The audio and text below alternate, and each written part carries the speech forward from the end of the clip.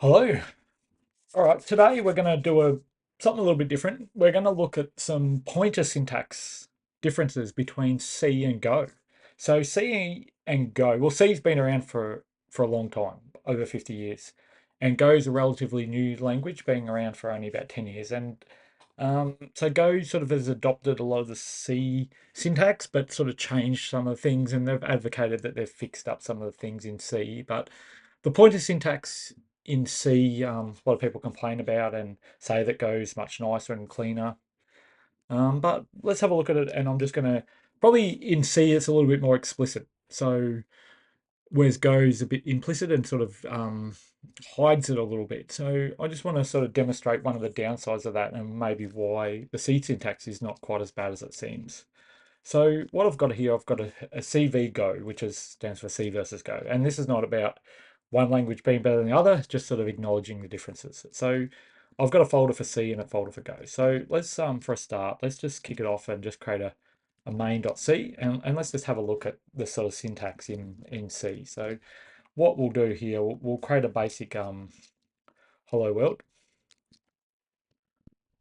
Um, so we'll look at the C syntax first, and then we'll look at the Go syntax.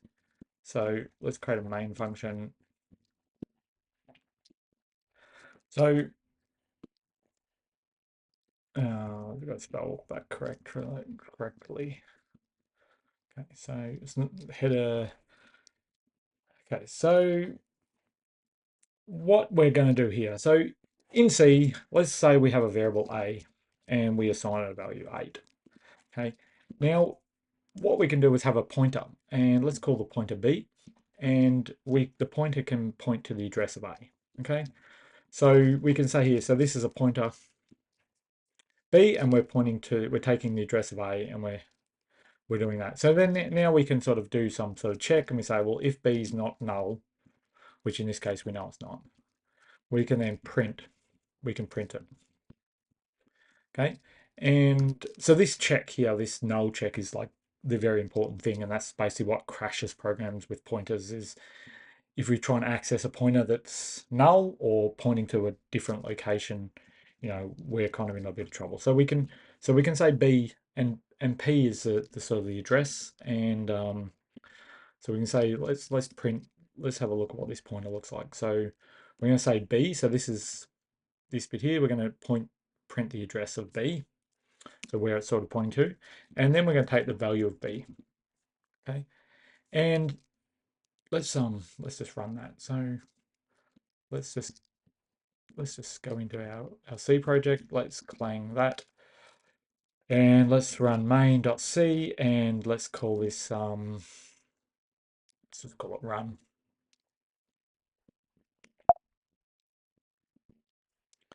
Okay, so you can see there that the b, this is the address, and it's pointing to 8.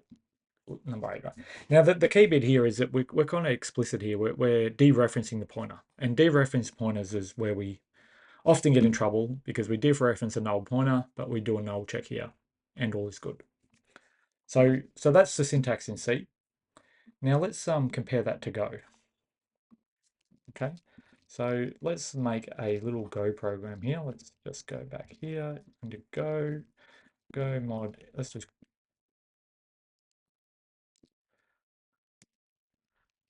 see the Go. Okay, so, and let's just add a main.go, and let's call this package main.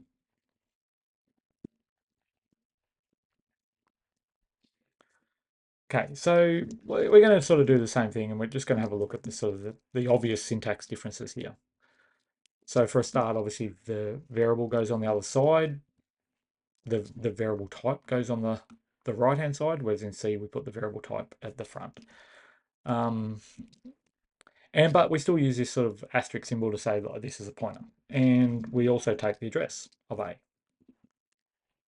Okay, so that there semantically looks pretty similar. Print F, and let's print it. We can do like literally the same kind of code. So we can basically print our pointer. And this is what I was saying, a lot of this stuff is really copied from C, I suppose. So there we go. So yeah, it's not really liking the way I declared them, but let's ignore that. So we're gonna just run that, go run, and we get the exact, well, not the exact same output, but like very similar output. Obviously the address is different, the memory address, but basically they work the same and semantically they look very similar other than the sort of the way you declare variables, but the dereferencing of a pointer is basically the same. All right. But where things get a little bit tricky is there's a operator is when you have a struct and how you dereference structs. Okay, so back in our and it's more about, you know, if someone provides a package, right? So in this example, what we're going to do now, we're going to pretend that someone's providing it, or we're going to write this package, and it's called a vector package. Okay, and in our vector package, we are going to let's just include the standard lib because we're going to need malloc. And in here, we're going to create a vector. Let's call it vec. And let's call it x and int y. Now, let's return our vector. Let's create a function called new, right? And that is going to take it's going to take our values, and from there we're going to return a vector. And we're just going to initialize the vector with the values that would get passed in. Okay. So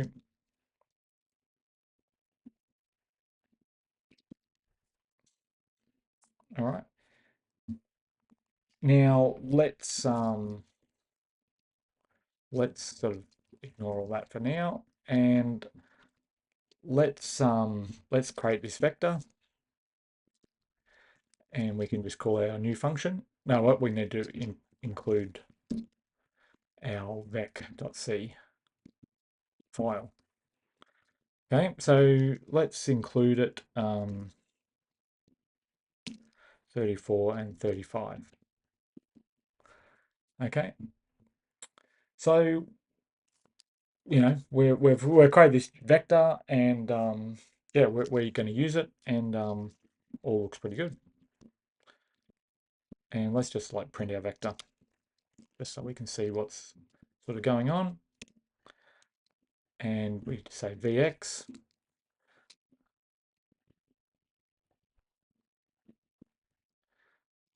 and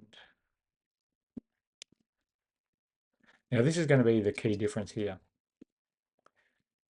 is that when I run this, let's go, maybe I'll create two windows here for our C1.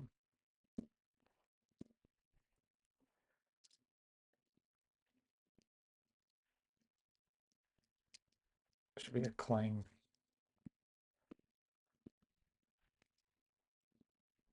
Right, so we get our two numbers from our vector. Okay, so in here we're just accessing the vector, right, and very explicitly accessing it. Okay, so let's convert that to Go. Let's do this in Go, and then we're going to just change the contract of the library, and I'm going to show you a little subtlety. So in Go, we're going to create a package. So in Go, basic packages in Go have to be in a separate directory. So let's create a vec.go file package, and we'll call this package called vec, and we'll create the type as, we'll create a vector type. This is called vec. Okay, so this is really the same as C, right? So we'll create an int and y, and once again, the only difference is that we put the variable type on the right hand side instead of the left hand side. And we can create a function, we can create a new function, and it's going to take two variables, x and y, and it's going to return our vector. Okay, so this is exactly the same as the C version, and we're going to return our vector. X is x and y is y. Okay, So there's really no difference between that and the C version, right? So it's very, very similar. And in our Go version, we're now going to remove this because we don't need that anymore. And we're going to create a vector v, and we're going to say vec.new, and we're going to pass it 34 and 35. And we'll just print them out exactly the same as we did in our Go version. X equals d, vx,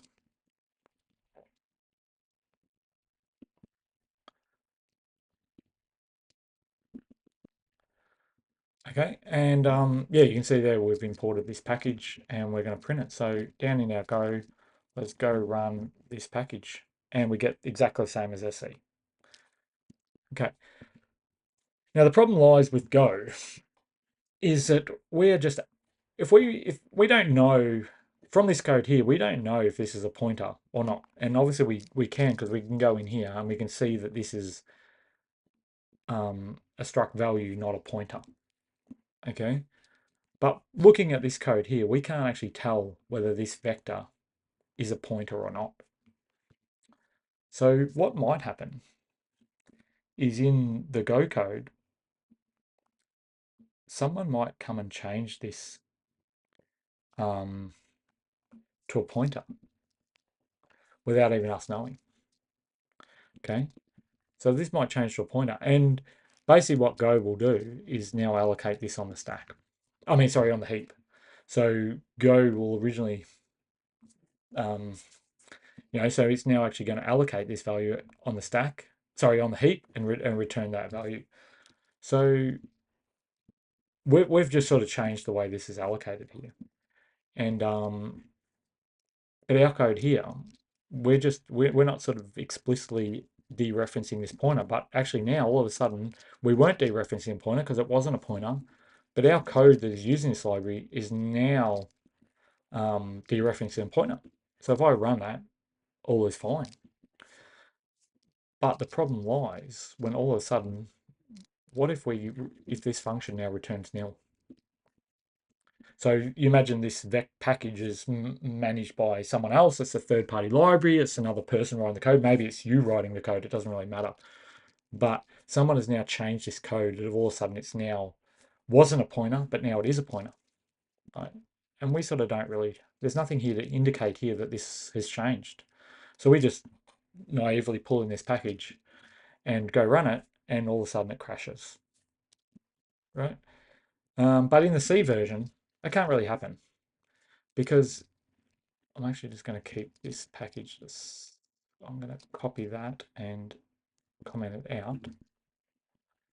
Right. So in this version, if we return a pointer now,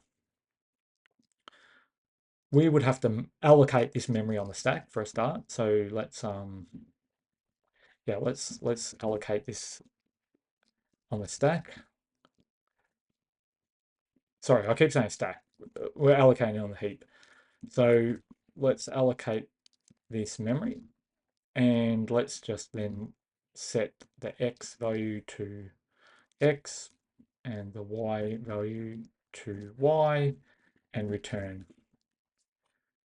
Okay, so in our C version, all of a sudden we know that the contract's changed because now C is saying this is a pointer, and also we have to change this here. So this is our dereferencing. So before we weren't dereferencing, but now we are dereferencing. Okay, and we see that we're dereferencing, so maybe we would have to put in a null check. So we make sure that V is not null. And if it is, we're going to return with an error. Okay, so now when we run our C version,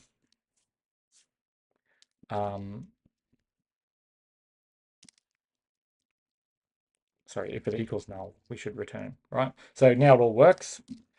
And maybe let's put a graceful error message here. F. So we can sort of gracefully crash error v is null.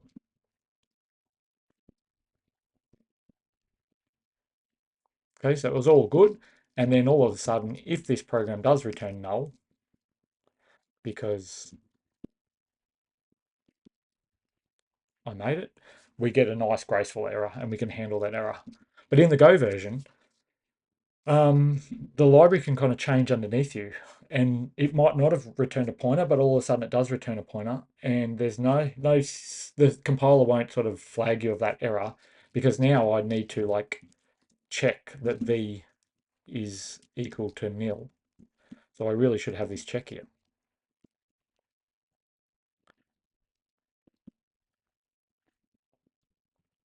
right?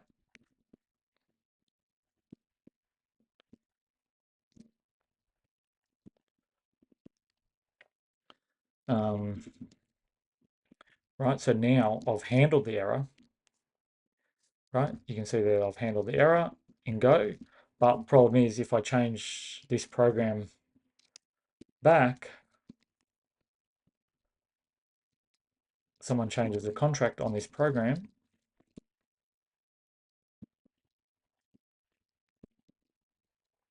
Hang on, sorry, I'm in Go. I'm getting confused whether I'm in Go or C here. Yeah, now because it's now this is invalid code. So the problem is you assume at the start that it's not a pointer, but if someone then goes and changes the contract to be a pointer, it would be a problem. So I mean the likelihood that someone would just go and change this from a non-pointer to a pointer, it's probably not really that common, but it's just something to be aware of that, you should check your types, but if you do update it, if you update the type from a pointer to a non-pointer, you've got to just be wary that the compiler won't tell you where those errors may be. So yeah, I just thought it's an interesting little comparison between Go and C, and that C sort of explicitly makes you dereference struct members, whereas in Go it kind of implicitly does this, and you're also not really looking at the type. So it sort of hides the type and it hides that you're dereferencing at times. And sometimes there can be little subtle bugs in that. So just something to be aware of. And that, yeah, C is, with all its quirks, it's actually still like a very solid language, and there's a reason why it's used in a huge amount of places, and it's very, very popular. So just, yeah, thought that was interesting. All right. Thank you. Hope you enjoyed it. If you did, give it a like. If you disagree with me or you um, think I've got a point, yeah, feel free to make a comment. And yeah, but it's just an observation. Okay, thank you.